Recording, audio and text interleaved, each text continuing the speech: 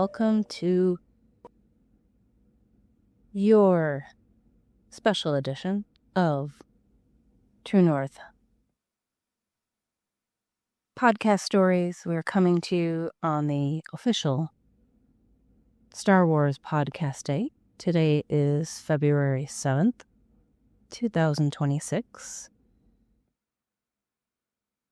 I'm actually pre-recording some of the intro stuff while we deal with a very Arctic polar vortex covering over the Chicagoland.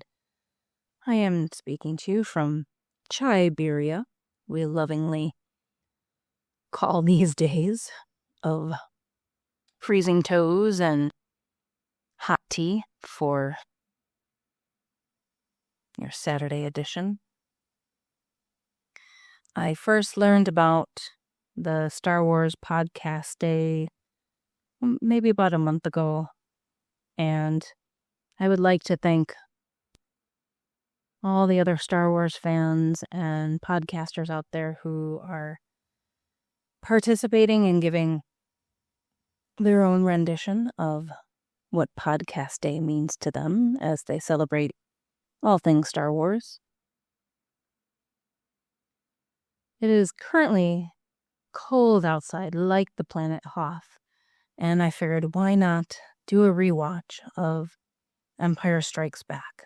It's only fitting, and I'm also trying to gear up my Princess Leia Hoth edition cosplay for a Chicago Wolves hockey game next weekend on January 31st. They are doing a Star Wars night.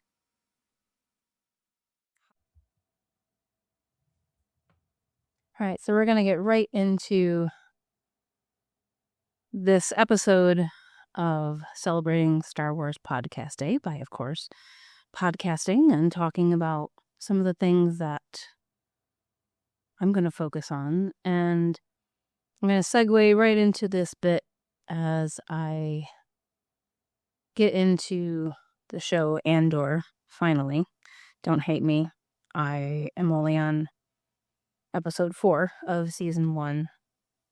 I've started watching it and then paused it and then started it again, but what I can say about this episode, I immediately knew the landscape, that it was the Scottish Highlands, and I spent a bit of the day kind of doing some research about set location managers, who was in charge during the original trilogy, and didn't realize that some of the set directors are no longer with us, and that there was a pretty unique variety between episode 4, A New Hope, to Return of the Jedi. I'm not quite sure if any of these original gentlemen who are still alive still work in film productions, but it got me doing a bit of research, and I came across the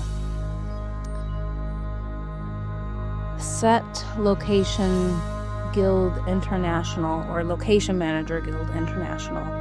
And yeah, this is a real entity for all of those individuals who work in that trade. Thankfully, the films they have focused on, and I don't know, I'm really drawn to jet setting and traveling to various locations, not just for Star Wars. There's a variety of films or series that I've seen that I'm just immediately drawn to want to travel to those places. And here is a little recap of some of the set locations that I have had a chance to visit over the past 5 years.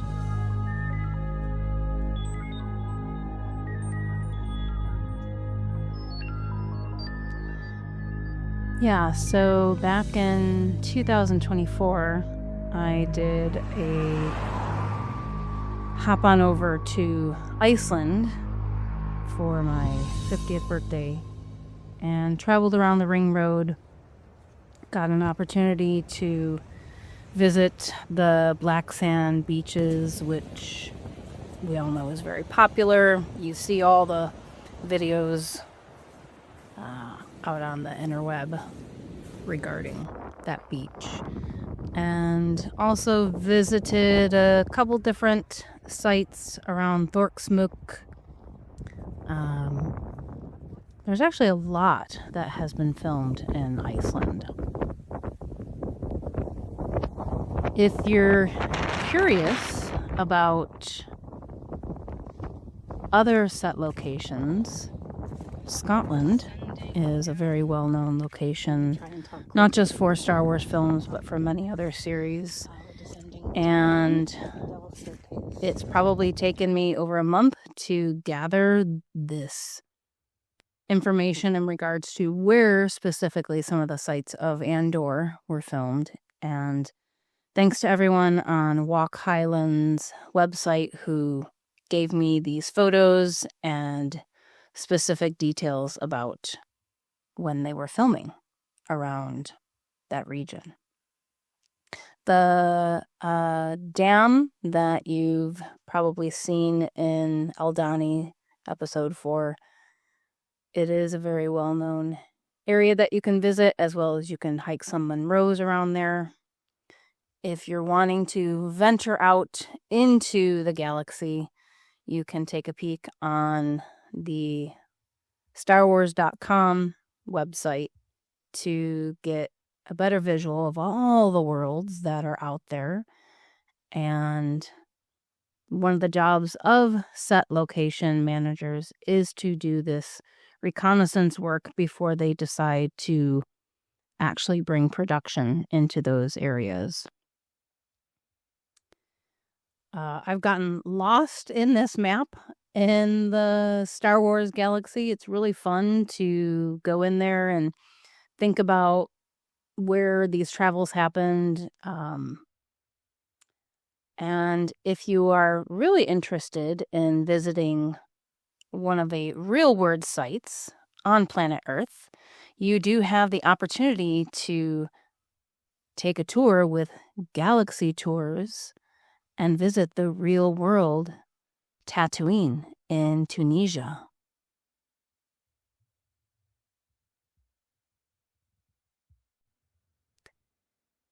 Visiting Tunisia is every Star Wars nerd's bucket list trip.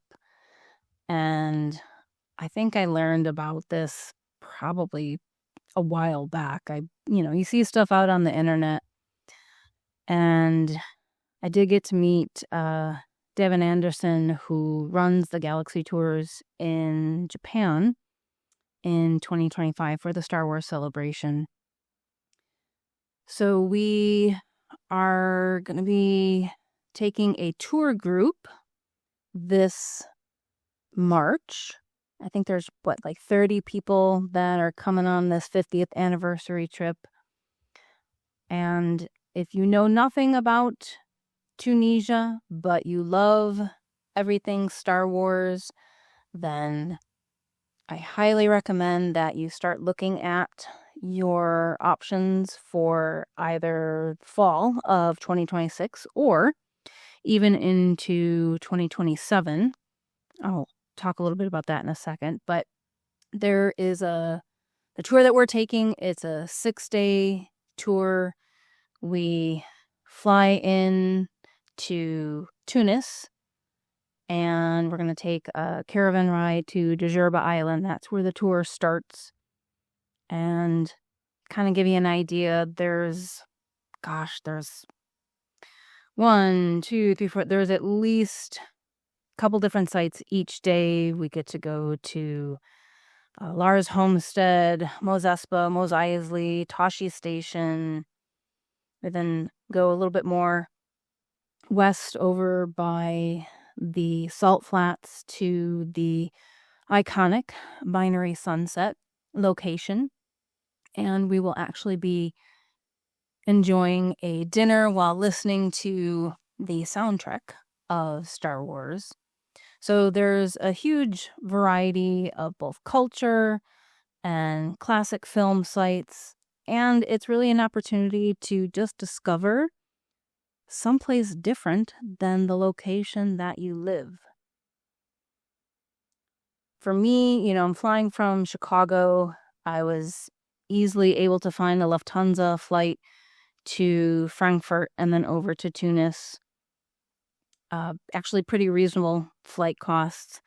And the tour itself is a package deal, but it takes care of all your stays and all your transportation.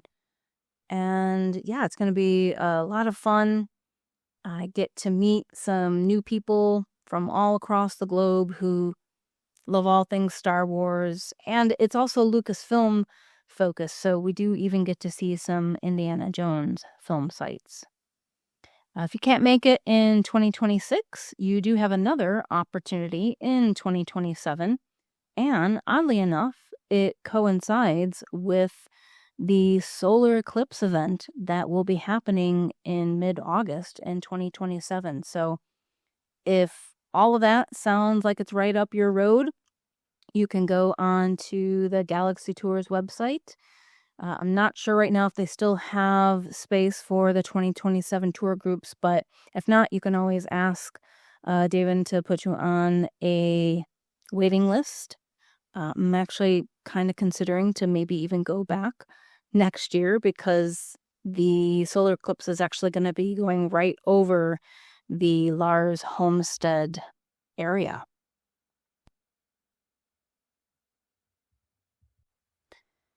All right, we're going to wind down part 1 of our first ever podcast day celebration. Big thanks to Jedi Talk, who is the whole reason that we have the ability to celebrate this Star Wars podcast day. Part 2 is going to focus in on the 2027 planning for the next Star Wars celebration. May the Force be with you.